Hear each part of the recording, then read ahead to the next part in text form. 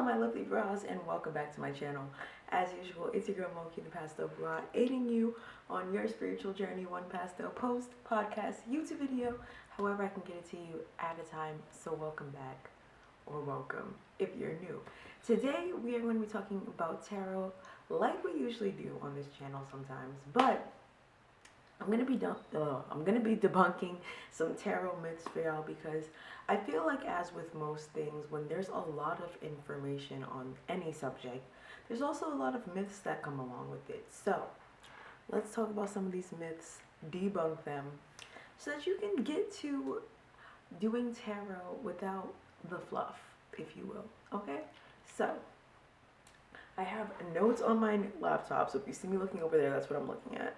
And this is my first YouTube video with my new camera, recording with the camera, so bear with me as I adjust to that. We also have this background going on. I'm trying to get it all together. But let's jump into some of these myths. So tarot, the number one myth that grinds my gears, if we're being completely honest, is that tarot is fortune telling, that it makes you we're gonna get into that in the next myth, but basically that tarot is fortune telling, which is probably the biggest misconception about tarot. While tarot can give insights into potential outcomes and give insight into the future, it does not predict the future. It is not. This is why every time I read someone, personally, I always say, like, if there's something that you don't like that you heard here that you don't like, then you have the power to change that, okay? You have the power to fix that. You have the power to change the outcome, because like I said, it's not set in stone. It's not this like permanent thing, which is what I'm trying to get to y'all. It's not a permanent situation. Like, you can change the outcome by changing your I'm trying to think of the word, by changing your decisions, by changing your actions. Different things can change that will change the future. So instead of it being like, this is what is going to happen, I always tell people that tarot is more about, this is what can happen based on how things are currently going. And it's more about connecting with tarot in general, is more about connecting with your inner self, tapping into your intuition, and just gaining guidance on how to navigate life's challenges. Now we move on to myth number 2, which is that you must be psychic in order to read tarot, which is absolutely not true. Anyone can learn tarot. As I said, it's a tool for self-reflection and growth. So it's not a psychic hotline. You don't need to have any special abilities to tap into tarot and its wisdom. It's kind of just a tool that you use to reflect inward. And a lot of times people will be like, Moki's a psychic. And I'm like, no, I am not. I cannot read people's minds. I do not tell the future. That's not what tarot is. Now we have myth number 3. This is 6. Myth number 3. And that is that the death card means physical death, right? You have no idea how many times I read people and the death card will come up and they will literally panic. Like, am I going to die? Is the person that we're talking about going to die?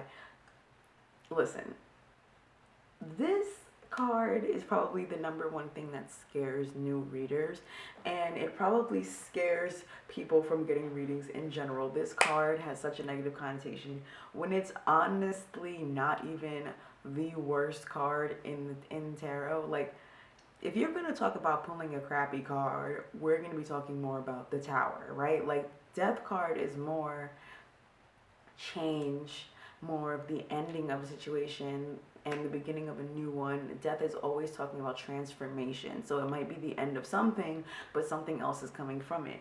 And the card really is more about, like I said, transformation, endings, beginnings, or a major change. And rarely, on the very rare occasion, can it actually signify a physical death, right? That doesn't mean that, because if we think about it, if we're pulling a death card and if we're doing a tarot reading and the death card comes up, a physical death is very much the ending of something in the beginning of something else, of course, but it's very rarely that that's what's coming up in a reading. It's more so, once again, going back to what we said in the first tip, tapping into your intuition, gaining guidance, and navigating life's challenges. And that doesn't necessarily warrant a physical death as an answer. So whenever you pull the death card, keep in mind that it's more so about transformation and change more so than physical death. It's the death of something, the death of a situation, the death of a relationship, the death of a job, things like that. But it doesn't necessarily mean that you or the person where you might be reading or asking questions about is going to die. So keep that in mind and don't let that scare you. Now, moving on to myth number 4 is that tarot itself is negative or evil. Tarot is neutral. It's all about the intentions behind it. It can be a tool, like I said, for self-discovery and personal growth and clarity and insight. But like any other tool in this world, it can be misused. So are there people that use tarot for negative reasons, that use any type of spiritual tool for negative reasons? Absolutely. But that does not make these tools, including tarot, inherently evil. A lot of people are scared of tarot cards because they feel like they're an evil object, a negative object, when they're simply just cards. What you do with them is what gives them their intention. That brings me to myth number 5, which is probably, I don't know, I've never heard this myth before, but I've been seeing it pop up recently in various social media places, on Pinterest, on Instagram, because I'm always looking at tarot stuff. And a lot of people are saying or feeling like they can't read themselves, which I don't know why that's a thing, but I will say this. Maybe people are more so coming along the fact that it is harder to read yourself. You have to be objective. You have to be absolutely straightforward with yourself. You can't sugarcoat things, and you can't just keep pulling cards until you get the answer that you want to get. And I feel that while it may be hard to read yourself as a new reader, it is not impossible. It is not something that is forbidden or frowned upon. You can very much read yourself. You just need to be real with yourself and be open to hearing things that you don't want to hear. And I feel like that's the case whether you're reading yourself or getting a reading done by somebody else. You always need to be open to hearing things that are not necessarily what you wanted to hear, what you were looking for.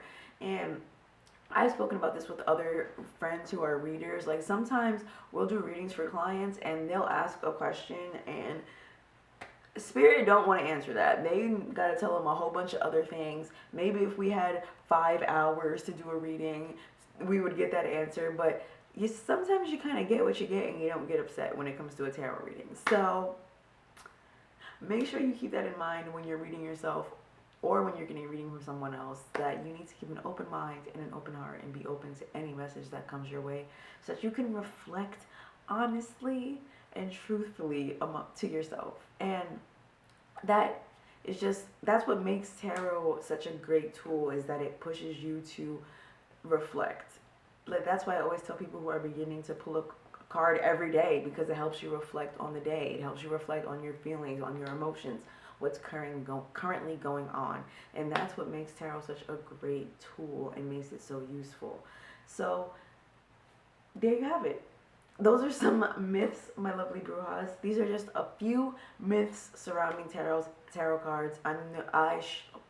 Why can't I talk today? I'm sure there are so many more, and if there are any more that you want me to address, make sure you leave them down below in the comments. And if you enjoyed this video, make sure you give it a thumbs up. And remember that tarot is a personal journey. It is a personal tool, and it's all about how you use it, how you want to utilize it, and don't let any misconceptions hold you back from anything that helps you make your life easier.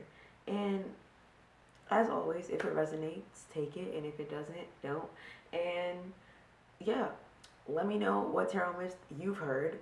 and debunked yourself, or let me know if there's any tarot myths that you've heard and that I didn't address in this video and you want debunked. Maybe we'll have to make a part 2. Maybe I'll just answer them in the comments down below. But if you have any more myths you want me to debunk, leave them down there. And if you like this video, like I said, give it a thumbs up and subscribe so you don't miss any more videos like this. And make sure you hit that notification bell so you don't miss any more of my videos.